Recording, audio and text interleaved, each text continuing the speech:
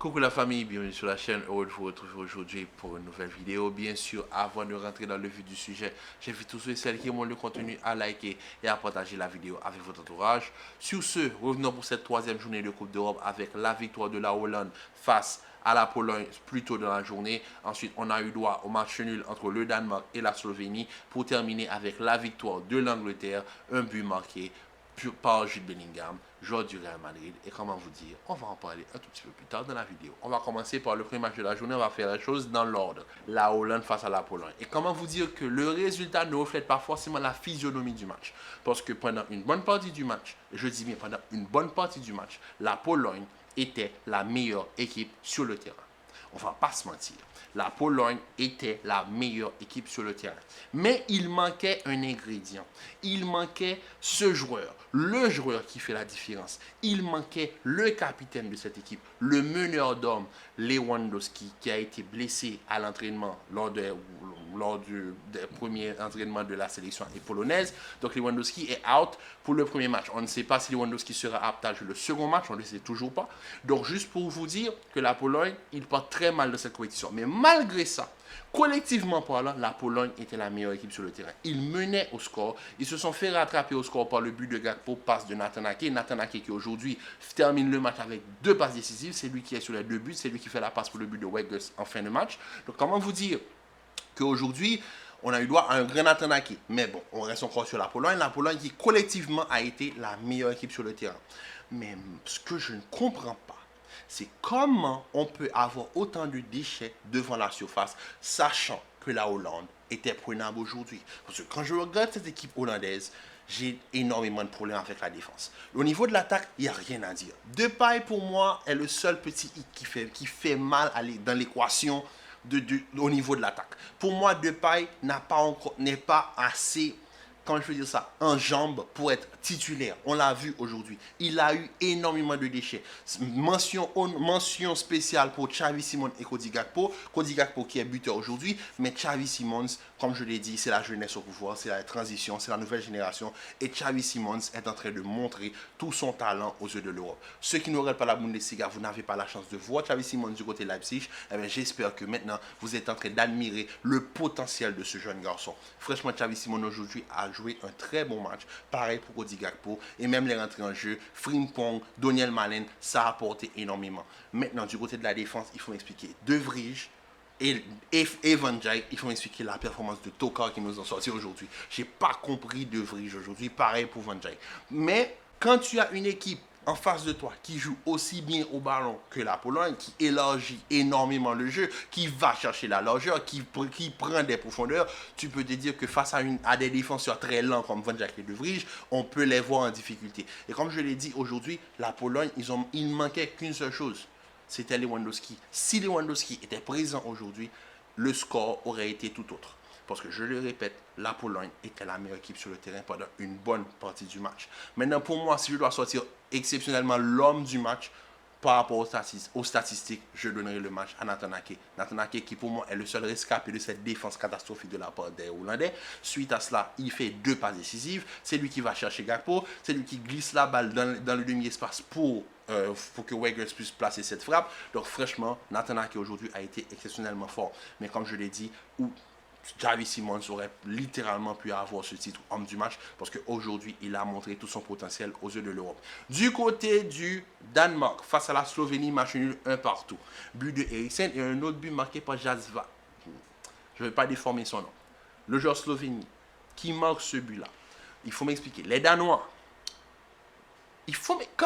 comment tu prends ce but? Parce que la reprise de volée, elle est très belle. Il n'y a rien à dire. Même si elle est déviée, elle est très belle. Pendant la première mi-temps, sur tous les coups de pied arrêtés de la Slovénie, sur tous les corners, ils ont toujours cherché ce joueur-là qui venait en second couteau. Comment, après autant de corners tirés par la Slovénie, il n'y a pas un gars qui s'est dit dans sa tête, je vais sortir pour gêner s'il y a reprise de volée. Eux tous sont dans la surface, ils font un marquage que je ne comprends pas. Le gars a le temps de cadrer sa frappe. Bon, il rate un peu sa frappe quand même, la frappe est déviée, mais ça rentre quand même. Mais c'est pour vous dire que ce n'est pas la première fois dans le match qu'il a tenté cette frappe. Il l'a tenté plusieurs fois.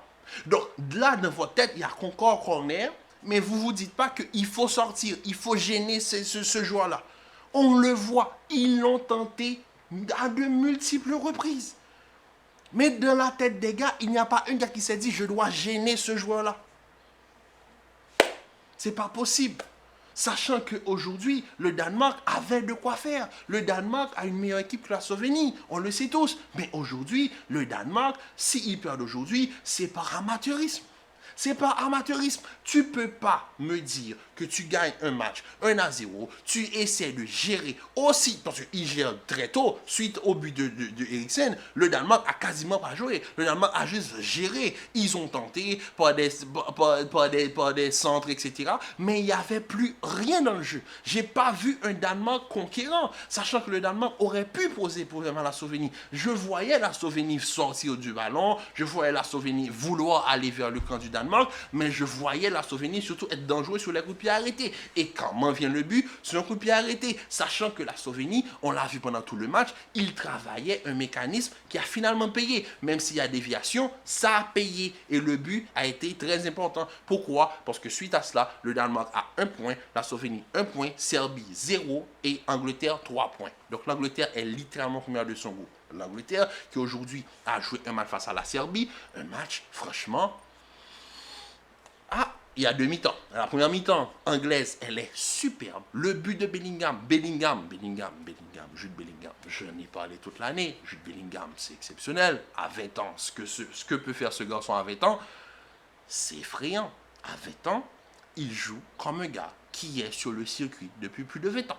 Franchement, la capacité que Bellingham a à prendre un match et à dire que c'est mon équipe, que c'est mon match et que je vais faire, franchement, exceptionnellement fort. Le but de Bellingham, regardez de là, c'est lui qui est déjà à la clé, c'est lui qui fait la passe, c'est lui qui ouvre le jeu. Ensuite à cela, son timing est parfait, il ne court pas trop vite, il n'est pas en jogging, il est là, il suit l'action du début jusqu'à la fin. Il regarde où Saka va centrer, il voit l'espace, il attaque parfaitement l'espace pour mettre cette tête. Et comment vous dire que Bellingham est juste trop fort. Techniquement parlant, son timing dans les tacles, son timing dans ses passes, la technicité qu'il a quand il essaie d'ouvrir le jeu, cette capacité qu'il a à mélanger physique et technique, et franchement, c'est exceptionnel. Bellingham est exceptionnellement fort. C'est pour cela que pour moi, il mérite le titre d'homme du match. Bellingham a joué un match exceptionnel. Pour moi, l'équipe anglaise a joué une bonne première mi-temps. La deuxième mi-temps est tout autre, mais on va rester encore un petit peu sur la première mi-temps, avec un Bukayo Saka exceptionnel sur son côté droit, un Alexander-Arnold dans le milieu de terrain qui apporte ce 3+1.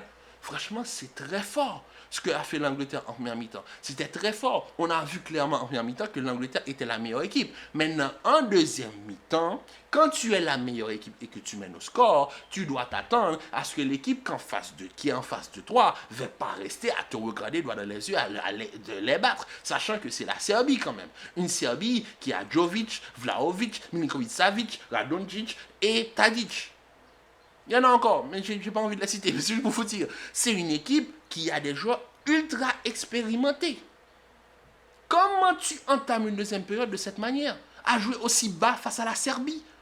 Je suis désolé, l'Angleterre n'a pas le droit de prendre cette deuxième période. Je suis désolé, Harry Kane a été littéralement absent de la deuxième période. La seule action où on le trouve, c'est son coup de tête qu'il fait, que le gardien arrive à faire une parade pour sortir le ballon. Mais je suis désolé, suite à cela, Harry Kane était trop bas sur le terrain. Bellingham a tenté de sortir le ballon, mais comment tu veux sortir le ballon quand dans la première mi-temps, tu avais à côté de toi un Foden un petit peu plus visible, dans la deuxième mi-temps, un Foden quasiment invisible. Parce que c'est pas possible. Foden ne peut pas tenir un ballon. Où est le Foden de Manchester City? Expliquez-moi. Alexander-Arnold, aujourd'hui, il a fait un très bon match au niveau du milieu de terrain. Il a essayé de tenter quelques frappes. Pour que Alexander-Arnold tente des frappes, c'est qu'il ne trouve pas de solution. Alexander-Arnold qui est intégré au niveau du milieu de terrain avec le double pivot Declan Rice Alexander-Arnold, mais c'est une trouvaille exceptionnelle. La capacité que, comme je le dis, à avoir ce 3+1, je parle de Foden, Bellingham et Alexander-Arnold plus Declan Rice, c'est ce que j'appelle le 3+1. Ceux qui connaissent ce football, ceux qui voient ce que je veux dire vont comprendre. Quand à la relance défense, tu as Declan Rice qui lui s'occupe de l'attaque défensive et que sur le papier, tu as forcément un Alexander-Arnold soi-disant plus bas sur le terrain, mais sur les phases de relance est plus haut sur le terrain, ce qui amène ce 3+1 qui fait que l'Angleterre quitte son 4-2-3-1 pour aller vers un 4-1, 4-1. Donc franchement, quand tu as ce genre de système-là, tu sais où tu vas aller. Tu sais où tu vas aller. Et ça se voit avec Saka en première mi-temps. Mais en deuxième mi-temps, ça a été tout autre, comme je le dis. Tout autre. Pourquoi? Parce que l'Angleterre a reculé. Et l'Angleterre a reculé. Suite à cela, la Serbie a eu des occasions. La frappe de Vlahovic que sort Pickford, elle est exceptionnelle. La Serbie avait les capacités pour égaliser. Et ça, j'aime pas ça là, du côté de l'Angleterre. L'Angleterre a des armes, a un 11 et même un banc supérieur à la Serbie. L'Angleterre n'a pas à reculer devant la Serbie. Je suis désolé. Donc pour moi, ça, c'est un petit problème de la part de Gareth Southgate qu'il doit fixer juste avant de jouer le Danemark la semaine prochaine.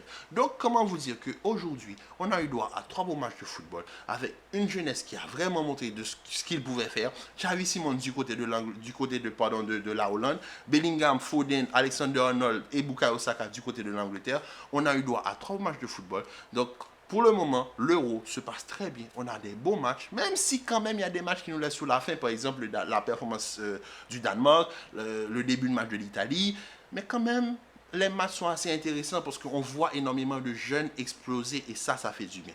Donc sur ce, la famille, on se dit à très bientôt pour une nouvelle vidéo. À demain pour une nouvelle vidéo. Commentez, likez, partagez. Restez en paix, en santé. Prenez soin de vous. Et Bellingham, littéralement, qui peut arrêter Bellingham? Dites-le moi en commentaire. Qui peut arrêter Bellingham vers sa succession au Ballon d'Or? À part peut-être Vinicius et la Copa América, et même là, on va voir ce que ça va faire avec le Brésil. Mais Bellingham, pour les matchs de Coupe d'Europe, ben voilà, clinique. On verra ce que va faire Kylian demain et on verra. En tout cas, pour le moment, nos Madrilènes sont en bonne forme. Et ça fait plaisir. Donc, sur ce, la famille, on se dit à très bientôt pour une nouvelle vidéo. Commentez, likez, partagez, restez en paix, en santé. À demain pour une nouvelle vidéo. Peace.